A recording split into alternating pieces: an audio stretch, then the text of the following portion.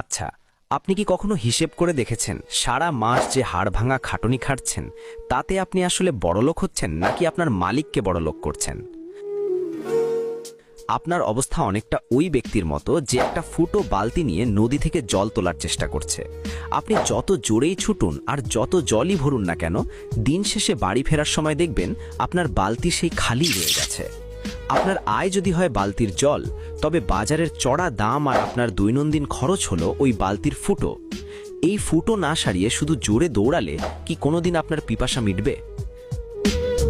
তিতা সত্য হলো, আপনি আজীবন অন্যের দালান বানাবেন, কিন্তু নিজের ঘর তোলার টাকা কোনো দিন জুটবে না।